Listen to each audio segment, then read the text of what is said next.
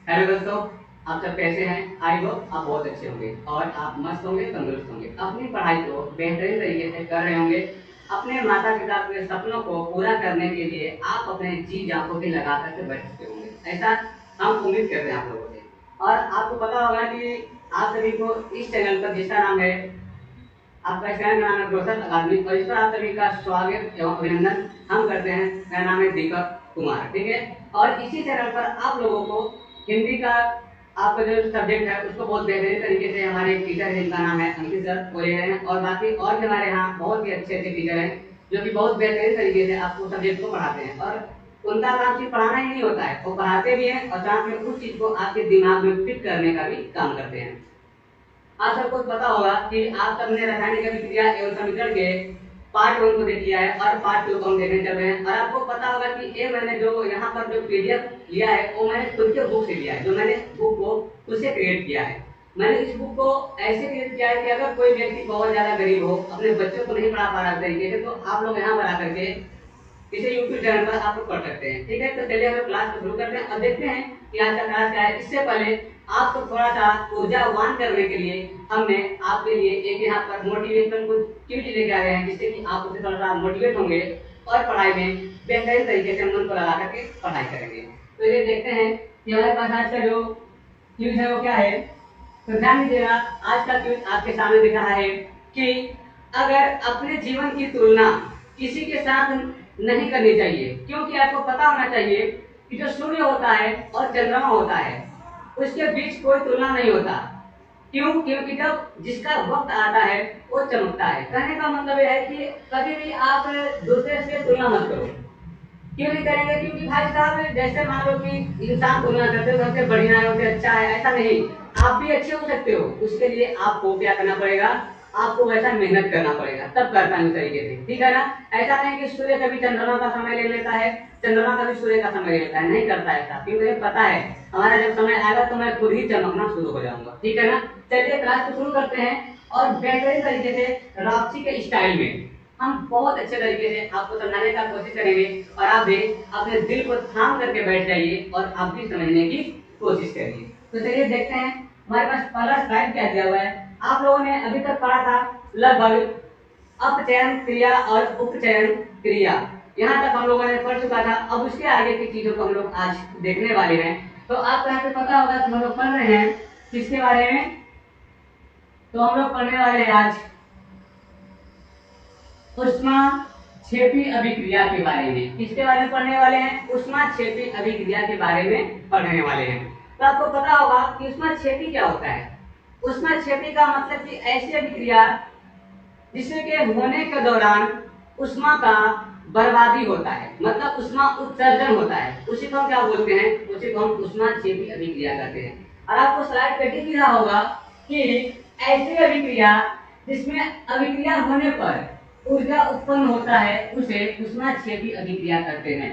कहने का मतलब यह है कि जब हम किसी रासायनिक अभिक्रिया को करते हैं और वहां पर ऊष्मा निकलता है तो वहां हम क्या बोलेंगे? ऊष्माक्षेपी अभिक्रिया। जैसे अभी हम अपने माउथ से अगर अपने ठंडी के समय में अपने हाथों पर अगर फूंकते हैं तो हमारे हाथ पर थोड़े से क्या होते हैं? ऊष्मा जैसा आने लगता है, मतलब गर्माहट लगता है, क्योंकि यहाँ क्या हो रहा है? ऊष्माक्षेपी अभिक्रिया का उदाहरण दे रहा है, ठीक है ना।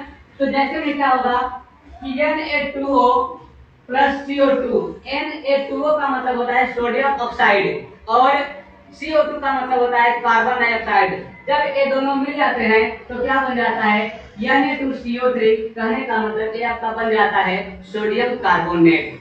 अब एक बात समझिएगा अच्छे से, बहुत ही बेहतरीन तरीके से समझना क्या है कि ये बताइए कि अगर ऊष्मा बर्बाद होगा, अगर ऊष्मा अगर खत्म होगा तो चीजें जुड़ेंगे कि घटेंगे, टूटेंगे? तो आप सिंपल जानते होंगे कि चीजें जुड़ेंगे, क्योंकि इसमें तो ऊष्मा क्या हो जाएगा? खत्म हो रहा है ना। तो इसका मतलब हम कह सकते हैं कि इसी अभिक्रिया को हम एक और नाम से बोल सकते हैं कि संयोजन अभिक्रिया। क्या बोल सकते हैं?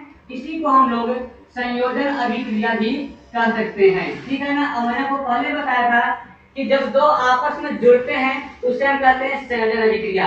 यहाँ पर आपके सोडियम ऑक्साइड और आपके कार्बन डाइऑक्साइड दोनों क्या हो रहे हैं? आपस में जुड़ रहे हैं, और जुड़ेंगे तो क्या होगा? यहाँ से ऊष्मा निकलेगा, इसी को हम कहेंगे ऊष्माक्षेपी अभिक्रिया। उम्मीद करते हैं कि आपको एक चीज बहुत अच्छे तरीके से समझ में आया होगा। नेक्स्ट देखते हैं हम लोग आगे की ओर और देखते हैं ऊष्माशोषी अभिक्रिया। क्या देखना है हम लोग को? हम लोग को देखना है ऊष्माशोषी अभिक्रिया, ठीक है ना। तो ऊष्माशोषी अभिक्रिया क्या होता है, ध्यान दीजिएगा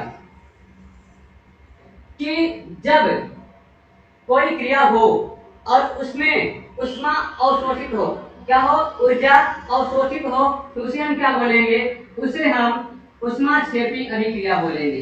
क्या बोलेंगे? उसे हम ऊष्माशोषी अभिक्रिया हम उसे बोलेंगे, ठीक है। अब चीजों को समझिएगा।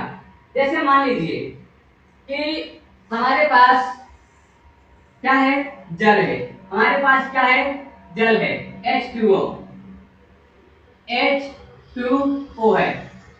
जब इसको हम क्या करेंगे, जब इसमें हम ऊष्मा देंगे, मतलब जब इसमें हम आग देंगे तो क्या होगा, यहाँ से ये क्या हो जाएगा, ये अलग अलग हो जाएंगे। तो क्या हो जाएगा, ये हो जाएगा 2H2 प्लस क्या हो जाएगा, O2 हो जाएगा। कहने का मतलब ये यहाँ से आपस में क्या हो जाएंगे, टूट जाएंगे, अलग अलग हो जाएंगे, वियोजन हो जाएगा, ठीक है ना।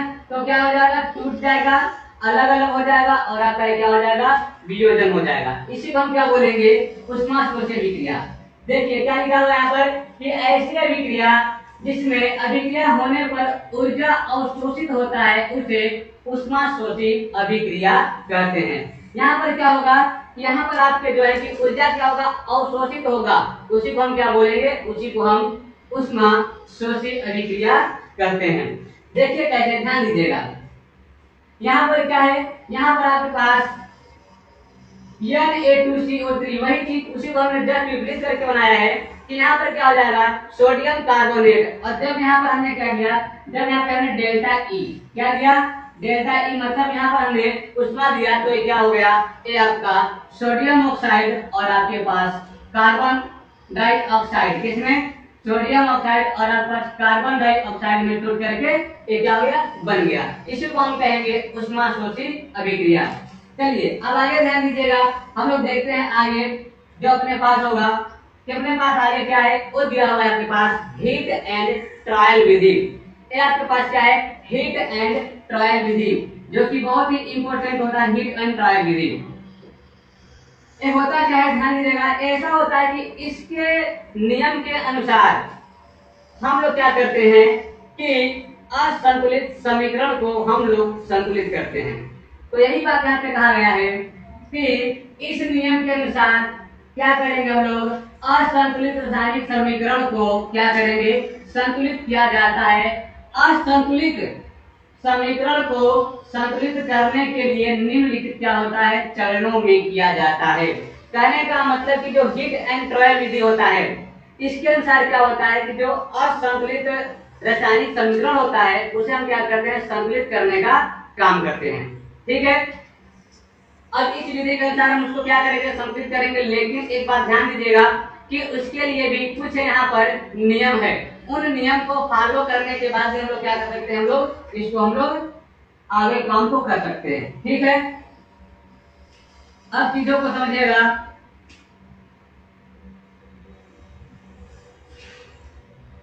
जैसे मान लीजिए कि पहला क्या बोल रहा है इसमें, असंतुलित रासायनिक समीकरण को लिखा जाता है। पहले इसने कहा कि सबसे पहले हम क्या करेंगे, तो बोल रहा है कि सबसे पहले हम असंतुलित रासायनिक समीकरण को क्या करेंगे, लिखेंगे। उसके बाद क्या बोल रहा है, उसके बाद बोल रहा है कि सभी तत्वों या यौगिकों को एक बॉक्स में बंद करेंगे। दूसरा क्या बोल रहा है, सभी तत्वों या यौगिकों को एक बॉक्स में क्या करेंगे, हम बंद करेंगे।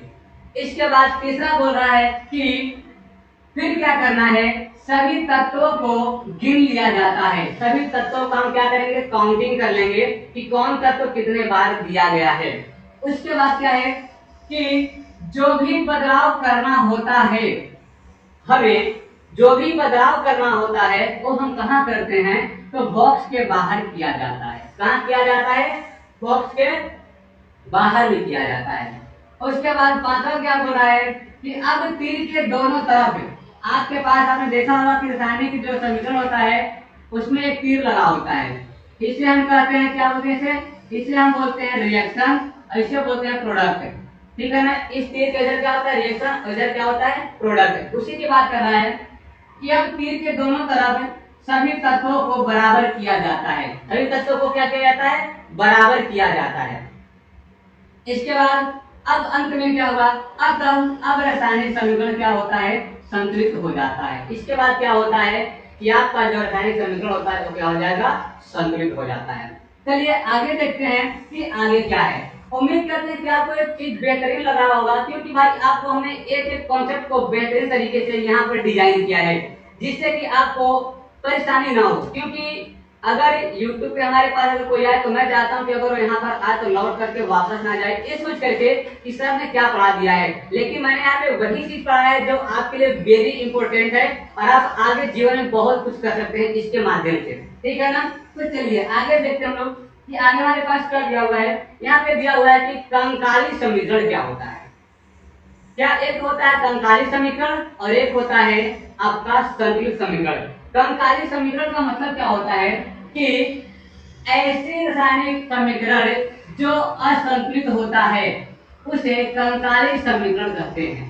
बात होने आ रहा है, कहने का मतलब कि ऐसे रासायनिक समीकरण जो कि कैसा होता है असंतुलित होता है उसी को हम क्या कहते हैं, उसी को हम कंकाली समीकरण कहते हैं। अब यही बात यहाँ पे लिखा है नोट करके कि असंतुलित रासायनिक समीकरण को ही क्या बोला जाता है कंकाली समीकरण कहा जाता है। एग्जाम में पूछा गया था एक बार कि कंकाली समीकरण क्या होता है। बहुत बच्चे सोचते कि कंकाल होता होगा, भाई साहब रासायनिक विज्ञान में कंकाल लाके खड़ा कर दो तुम ना, यही कहने का तात्पर्य है।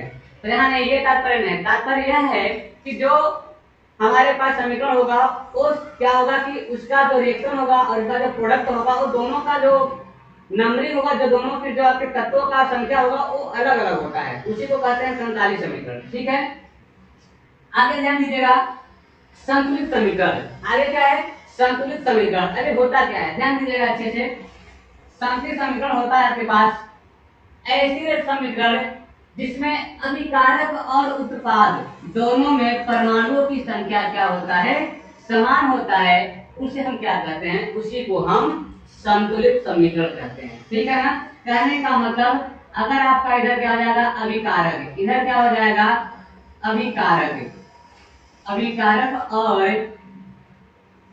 इधर आपका हो जाएगा उत्पाद, क्या हो जाएगा उत्पाद। तो आपका जो अभिकारक है मतलब रिएक्शन और आपका जो क्या है उत्पाद मतलब प्रोडक्ट, अगर ये दोनों आपस में क्या हो जाएंगे, अगर इक्वल हो जाएंगे, क्या हो जाएंगे, अगर आपस में इक्वल हो जाएंगे बराबर हो जाएंगे तो इसी को हम बोलेंगे क्या बोलेंगे, इसी को हम कहेंगे संतुलित समीकरण, ठीक है। अब आगे के लिए ध्यान दीजिए। आगे क्या है, आगे आपके पास कुछ महत्वपूर्ण यौगिक के नाम और सूत्र है, क्योंकि अब अगर इन चीजों को आपने अच्छे से समझ लिया और अच्छे से देख लिया तो उम्मीद है कि आप कभी भी गलती नहीं करोगे। और आपके जो यहाँ पे लिखा हुआ है ये आपके 10th लेवल के दृष्टि से वेरी इंपॉर्टेंट है। इसके बाहर आपके 10th लेवल में कहीं पूछने वाला है भी नहीं, क्योंकि जो आपका एग्जाम हुआ है इस एग्जाम को हमने बहुत समय से देखा है, ठीक है ना, और देखता है और जो मैं बोलता हूँ यकीन मानिए उतना ही कर पाता है, ठीक है ना। तो चलिए देखते हैं हमारे पास जो इम्पोर्टेंट हमारे पास क्या है रासायनिक के सूत्र और इसके क्या है यौगिकों का नाम लिखा हुआ है। पहला हमारे पास क्या है H2SO4 जिसको बोलते हैं सल्फ्यूरिक अम्ल, क्या बोलते हैं सल्फ्यूरिक अम्ल। ऐसे थोड़ा क्या बोलते हैं हाइड्रोजन सल्फेट, क्या बोलते हैं हाइड्रोजन सल्फेट, इसी को कहते हैं हाइड्रोजन सल्फेट, इसी को हम क्या बोलते हैं सल्फ्यूरिक अम्ल बोलते हैं, ठीक है। आगे है FeSO4, ये क्या हो जाएगा, ये हो जाएगा फेरस सल्फेट, क्या हो जाएगा फेरस सल्फेट, ठीक है। इसके आगे क्या है CuSO4, इसका क्या हो जाएगा कॉपर सल्फेट, क्या हो जाएगा कॉपर सल्फेट हो जाएगा। इसके बाद क्या दिया हुआ है ZnSO4, इसका क्या हो जाएगा जिंक सल्फेट, क्या हो जाएगा जिंक सल्फेट। इसी प्रकार से एक और होता है यहाँ हम लिख रहे हैं वो क्या होता है Na2SO4, क्या हो जाएगा Na2SO4, इसी को हम क्या बोलेंगे सोडियम सल्फेट, क्या बोलेंगे इसी को बोलेंगे हम सोडियम सल्फेट, सोडियम सल्फेट है। अब एक आपको हम बात समझाते हैं बहुत बेहतरीन तरीके से समझने की कोशिश करिएगा, क्योंकि पुष्पा कभी झुका नहीं है और कभी झुकेगा भी नहीं। ठीक है, समझेंगे कैसे? आपको बता दें, इसे हम बोलते हैं सल्फेट। इसे हम क्या बोलते हैं? इसे हम बोलते हैं सल्फेट। और सल्फेट में एनी टाइम माइनस माइनस होता है। क्या होता है? माइनस माइनस होता है। तो आपको पता होगा कि कोई भी यौगिक जब बनता है तो वो आपका क्या होता है, वो उदासीन होकर के तब बनता है। उसका जो चार्ज होता है वो उदासीन होना चाहिए। तो अगर एक कह रहा है कि भाई मुझे भी 2 इलेक्ट्रॉन की कमी हो रही है, तो यहाँ पर आपको पता होगा कि N पर होता है प्लस, N पर क्या होता है? प्लस होता है। तो यहाँ पर 2 बार है तो भाई 2 बार प्लस हो जाएगा। अब बताओ कि 2 बार प्लस और 2 बार माइनस, आपका क्या बन जाएगा? शून्य हो जाएगा। तभी जाके आपका बन जाता है Na2SO4। तो सिंपल सी बात, आगे की चीजों को नाम लिखते जाओ, पीछे आप SO4 लगाते जाओ, आपका सल्फेट बनता जाएगा। जैसे यहाँ पे H2 है तो H2 का मतलब क्या होता है? हाइड्रोजन। SO4 का मतलब सल्फेट, तो हाइड्रोजन सल्फेट। Fe का मतलब होता है फेरस, SO4 का मतलब होता है सल्फेट। Cu का मतलब होता है कॉपर और SO4 का मतलब होता है सल्फेट। तो भाई साहब आगे के नामों से सब चीजें बनते चले जाते हैं। ठीक है ना? उम्मीद करते हैं कि ये चीज आपको समझ में आया होगा अच्छे तरीके से, बेहतरीन तरीके से। आगे आपके पास दिया हुआ है कैल्शियम कार्बोनेट CaCO3। क्या है? CaCO3 calcium carbonate. इसको हम लोग क्या बोलते हैं? आपके जो चौक होता है जिसको हम लोग खड़िया बोलते हैं, खलिया या फिर खड़िया बोलते हैं, चौक बोलते हैं, इसका जो रासायनिक सूत्र आपका CaCO3 होता है। संगमरमर। अब संगमरमर ऐसा मत समझ लेना कि अगर जो साथ साथ मरे उसे संगमरमर कहते हैं, ऐसा मत समझना। संगमरमर एक प्रकार का क्या होता है? एक पत्थर होता है। क्या होता है? एक प्रकार का पत्थर होता है जिसका रासायनिक सूत्र क्या होता है? Calcium carbonate. इसके बाद अंडा का छिलका। अंडा का छिलका सब लोगों ने देखा होगा, भाई साहब अंडा तो खाते होंगे। और जिसने बोला कि नहीं खाते फिर बताना उससे बाद में आके मिलकर बात नहीं खाते हैं। ठीक है, तो अंडा का जो छिलका होता है इसमें भी क्या होता है? CaCO3 ही पाया जाता है। ठीक है ना? अब आगे आगे क्या है? Sodium carbonate. अब देखिए यहाँ पे मैंने क्या किया, मैंने वही काम किया है बेहतरीन तरीके से कि सबको नाम से लिखा है, सबको नंबरिंग करके लिखा है ताकि आपको दिक्कत ना हो।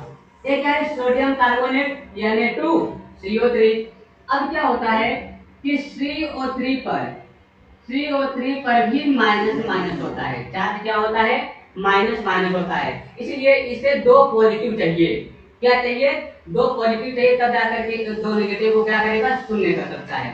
तो क्या हो जाएगा? सोडियम कार्बोनेट क्या हो जाएगा? Na2CO3। इसके बाद आपके पास क्या है? Ferrous oxide. क्या है? Ferrous oxide Fe2O3। क्या होता है? Fe2O3। और ये तो बहुत ही महत्वपूर्ण है आपकी दृष्टि से, एग्जाम की दृष्टि से, क्योंकि आपके पूरे बुक में मैंने इसको बहुत जगह पे देखा है। तो क्या है? Fe2O3। इसके बाद है आपका धावन soda Na2CO3 10H2O। Na2CO3 10H2O। ये क्या होता है? धावन सोडा। अब आपसे अगर पूछेगा कि धावन सोडा में जल की मात्रा कितनी होती है, तो हम कहेंगे कि जल के जो अणु होते हैं वो 10 होते हैं, 10 अणु होते हैं। ओके, इसके बाद आपका NaHCO3। NaHCO3 का मतलब होता है आपके खाने का सोडा। क्या होता है? खाने का सोडा। ठीक है, इसको हम लोग क्या बोलते हैं? Sodium bicarbonate. क्या बोलते हैं? Sodium bicarbonate. और धावन सोडा को हम लोग बोलते हैं सोडियम कार्बोनेट। अब खाना खाने का मतलब बोलते हैं बाय बाय। बाय बाय का मतलब बाई, सोडियम बाइकार्बोनेट, इसका मतलब खाने का सोडा, और इसके बाद बचा सोडियम कार्बोनेट, तो धावन सोडा। इसके बाद आपके पास है CaSO4 2H2O। इसका मतलब होता है आपका CaSO4 2H2O का मतलब होता है जिप्सम। क्या होता है? जिप्सम। सम का मतलब 2, सम का मतलब 2। तो क्या हो जाएगा आपका? सम मतलब 2, इसका मतलब सम हो गया। अब बचा क्या? CaSO4, मतलब कि जीप में कितने चक्के? 4 चक्के होते हैं। तो क्या हो जाएगा? CaSO4 और 2H2O जिप्सम का हो जाएगा। ठीक है, आगे CaSO4 हाफ H2O। अगर यहाँ से जो पानी के 1.5 अणु अगर निकल जाए तो वो आपका बन जाएगा प्लास्टर ऑफ पेरिस। क्या बन जाएगा? वो आपका बन जाएगा प्लास्टर ऑफ पेरिस बन जाएगा। इसके बाद ध्यान दीजिएगा CaOCl2, CaOCl2 का मतलब होता है विरंजक चूर्ण, जिसे हम लोग ब्लीचिंग पाउडर भी कहते हैं। इससे हम लोग गंदे पानी को स्वच्छ करने के लिए भी इसको हम प्रयोग में लाते हैं, ठीक है ना। किसको? तो विरंजक चूर्ण को, जिसको हम ब्लीचिंग पाउडर कहते हैं, ठीक है। अब आगे हम लोग करते हैं।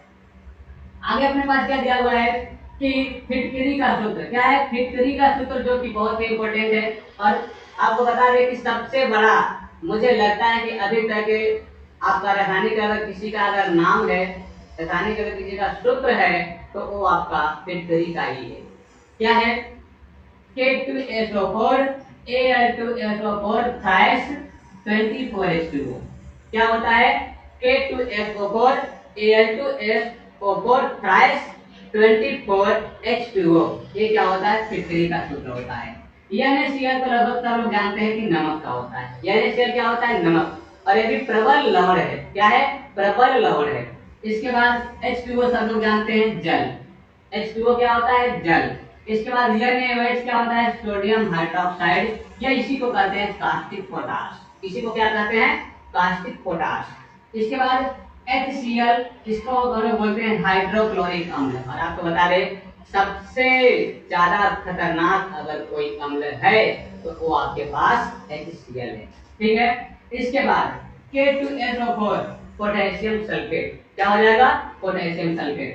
चलिए आगे देखते हैं, कुछ और जाओ, दो चार इसमें बचे इधर भी सूत्र जो कि इंपॉर्टेंट थे। अब क्या है? क्या आता है? AgCl। क्या है? AgCl मतलब सिल्वर क्लोराइड। क्या हो जाएगा? Silver chloride. इसके बाद C6H12O6।